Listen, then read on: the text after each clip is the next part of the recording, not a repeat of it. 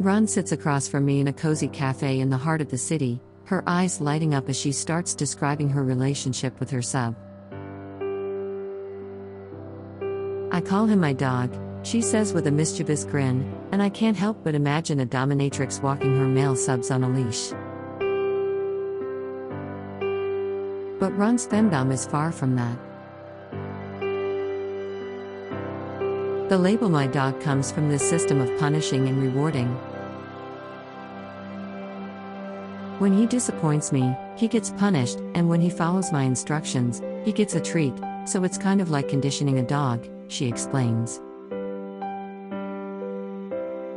Ron is a FemDom, specifically a gentle FemDom, which means that she derives pleasure from the lifestyle aspects of FemDom more than the sexual ones.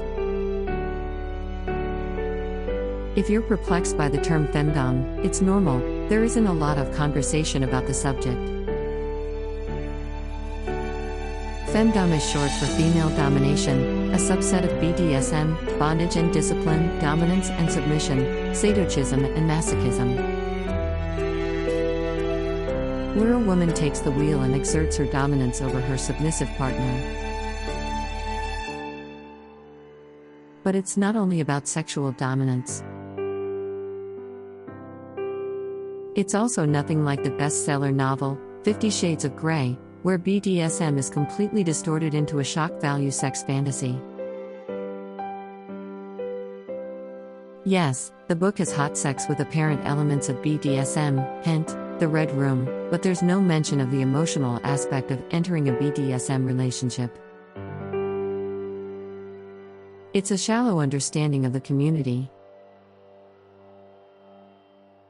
Before discussing the cultural representation of BDSM, let's take a few steps back and bring our focus to what it means to be a FemDom. Ron starts from the beginning and tells me that there are two versions of FemDom, gentle FemDom, which is a softer kink, and a harder version, which is self-explanatorily more intense. People into softer FemDom are more into the idea of ownership where the female owns the sub, she says. It also involves verbal humiliation, which is pleasurable for the sub, and the dom making decisions for the sub. Her relationship is currently online as her partner lives in a different city. Initially, she was unsure of communicating on a recordable medium, but after she got to know the man better, she trusted him enough to not misuse their interactions. He seemed too servile to do that, she says. Nonetheless, her relationship is thriving online as well, thanks to the strong power dynamic they've established. Another one is that he's supposed to call me by my title, which is mistress, she mentions. This is a common practice in FemDom relationships. Other than these simple rules, he also financially supports her in little ways. When I used to smoke, he would give me money to buy cigarettes. He would also want me to treat him like an ashtray by ashing on his skin, Ron describes.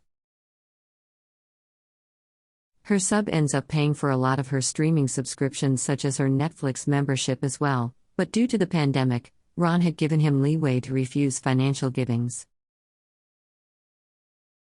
Control over a sub's finances partially falls under the category of FemDom or financial domination, a sexual fetish where a submissive will give gifts and money to a financial dominant.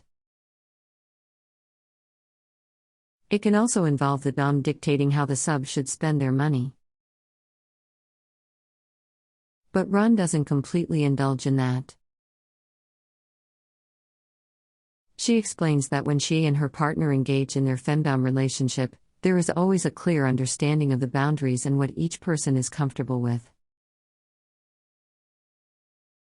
This is essential in any BDSM relationship as it allows both partners to explore their kinks and fetishes in a safe and consensual manner.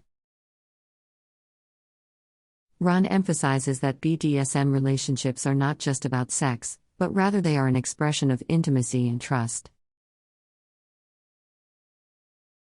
It takes a lot of trust to allow someone to dominate you, and the emotional connection between partners is just as important as the physical aspect of the relationship.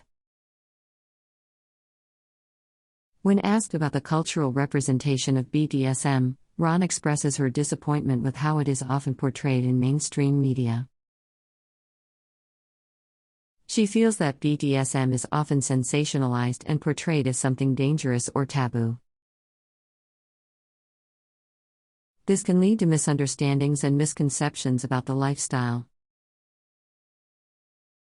Ron believes that it's important for people to have a better understanding of BDSM and to recognize that it is a consensual and fulfilling lifestyle choice for many individuals.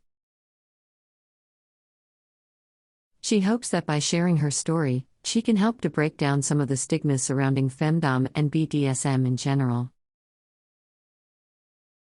As our conversation comes to a close, Ron reflects on the positive impact that FemDom has had on her life. She shares that being a Dom has helped her to become more assertive and confident in other areas of her life. It has also allowed her to explore her sexuality and discover what she truly enjoys. In the end, Ron wants people to know that BDSM relationships are just like any other relationship. They require communication, trust, and mutual respect. And while the idea of FemDom may not be for everyone, for her and her partner, it is a fulfilling and satisfying lifestyle that they both enjoy. Thanks for watching. If you like the video, please like and subscribe.